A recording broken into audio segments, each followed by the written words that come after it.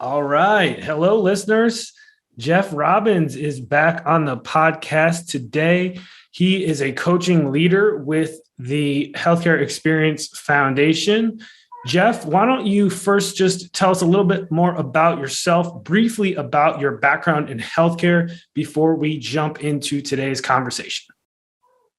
Okay, thanks, Casey. Appreciate you having me on again.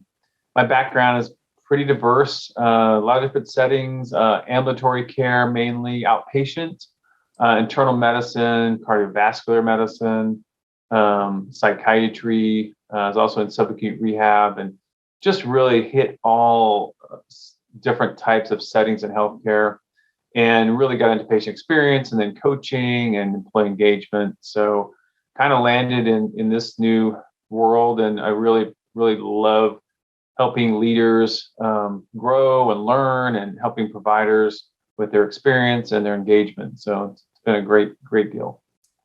Yeah, and we love learning about what fuels individuals' passion for this line of work, which is essentially elevating the patient experience. And so I want to know a little bit about your why and what got you so passionate about doing what you do here at the Healthcare Experience Foundation. So why don't you start out by just defining your why for us? So with patient experience, my why behind that really goes to a mentor of mine who is a cardiovascular provider. And she came to me, I was her practice manager, and we were a kind of a dyad partnership. And she was the medical director, and she was struggling with her experience scores, and she's passionate about it. So I kind of just dove deep into her data and did it really manually and found some really cool insights, and they were simple. And we became kind of this power duo in the system. And we kind of took our methods and our how we dug into the data on the road, so to speak, and did grand rounds and went to other departments and talked about, that patient experience can be overwhelming, but you can figure out that one small thing that can turn it all around. And that's kind of what became my passion. Like, this is interesting and it's fun, and it was helping providers bring more joy to their practice, and helping patients in the same stroke. And what drives that passion of yours for actually improving the patient experience? Can you tell us a little bit about that? Yeah, I think we all have personal stories. My mother struggled with depression and cardiovascular heart disease. And so I really spent a lot of time with my mother in a hospital setting. And one story in particular that really touched me is when she was going in for a heart valve repair/replace. When we met with a physician, like a pre-op check, and really the visit was really kind of clunky and didn't really feel good. And I was in the patient experience department, so I was like always critiquing, always trying to get better and coach physicians, but it just felt like it didn't feel good. So when we go into the surgery and the surgery doesn't go well, and things are going down the tubes, and so this is when I see the surgeon come in and become this really compassionate human friend of mine. Is like, hey, he was connecting with me, connecting with my family. It was like and the whole entire staff was becoming like this really intense, close family when my mom was struggling.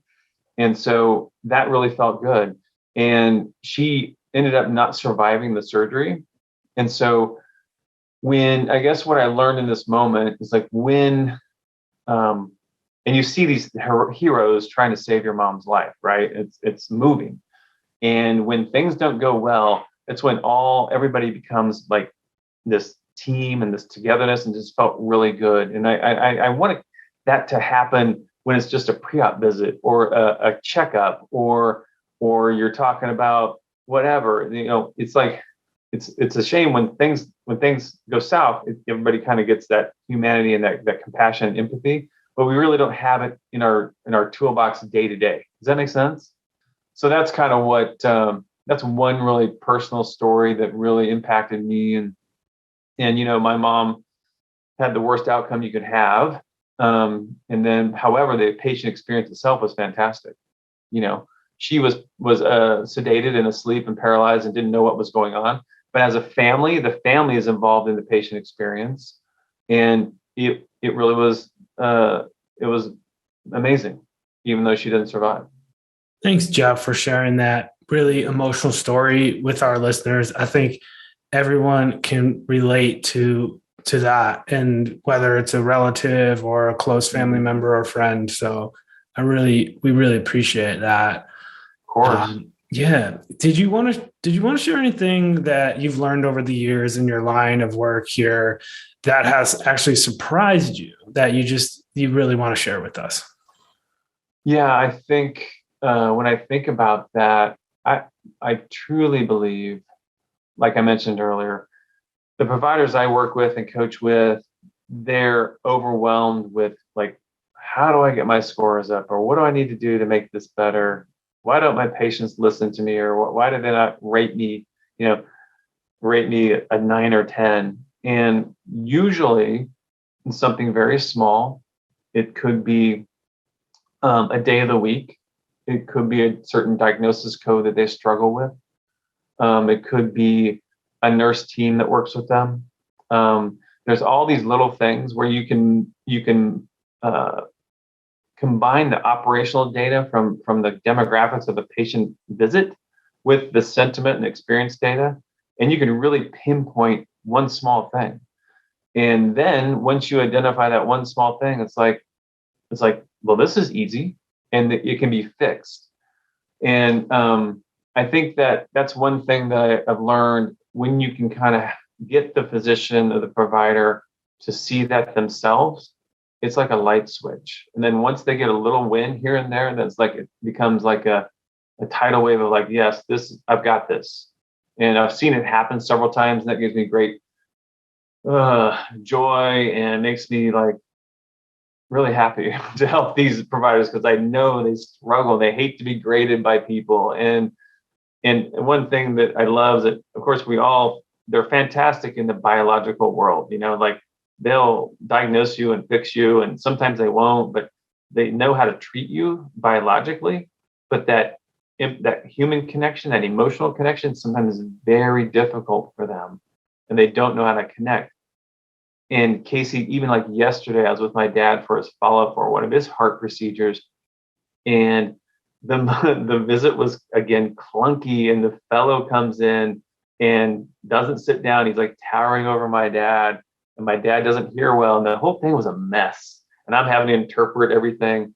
So it's like those little things like that, just sitting down eye level with the patient, making eye contact, and just being intentional and paying attention to the patient makes that visit so much better. And the little things, it's always the little things that we just forget about, That's good. Thank you for sharing that story about your dad too. That kind of puts things into perspective, I think, for people listening. Jeff, if you had one message you could share with everyone about the patient experience, something you might put in a billboard or a tweet if you're so inclined. So what would you want folks to know in that messaging? Well, Casey, I like to make Instagram reels, but there's no really way to do that. But what I would say is I'm kind of a student of civility and considerate conduct, and also like etiquette-based medicine, which is was created by a psychiatrist. And just the simple things of just considerate kindness and considerate conduct can make all the difference in a visit. And the one thing I would put on a billboard is like, any human moment, whether it's you're in the doctor's office, you're buying something from the cafeteria, or you're getting something at Walmart, whatever that human moment is, it occurs anytime there are two or more people involved and they're actually paying attention to each other. They're actually making eye contact. They're not looking at their phone. They're not looking at the monitor. They're not, and yesterday was a perfect example. The fellow was looking at the monitor, trying to talk to my dad, and it didn't work. And he was flustered and scared. So when it's all about the human moment, paying attention and having intentionality in that moment, it makes all the difference in the world, just paying attention. And that's the number one rule of the Code of Considerate Conduct, by PM Forney, who is co-founder of the Civility Project at Johns Hopkins Hospital. Basic civil behaviors makes all the difference in the world. That's what I put on a billboard. Pay attention. That is simple, and we like simple. Yes. So thank you, Jeff. Jeff Robbins, he's the director of coaching here at the Healthcare Experience Foundation. We've been talking about his passion for this line of work and why it's so important. Jeff, do you have any other closing thoughts you'd like to leave us with before we wrap it up? Casey, I just appreciate the opportunity to talk about this and prompt my old memories with my mom. And those are sad memories, but really important ones for me to think about. And I talk about her story all the time with providers and leaders. And now I'm living with my dad, and I take a lot of care and consideration when I go to a visit. And I am critiquing those providers, and they don't really know who I am. But, if I wasn't there for my dad yesterday, we wouldn't know what was going on. And so that's what I'll take to when I go coach. I'll go take these stories to them and say, this is what I experienced, and just break it down to that etiquette and that kindness and conduct, and keep it simple, Casey. Thank you so much, Jeff, for your time today. I appreciate all that insight. Hey, thanks, Casey. I'll talk to you soon. Okay, bye-bye.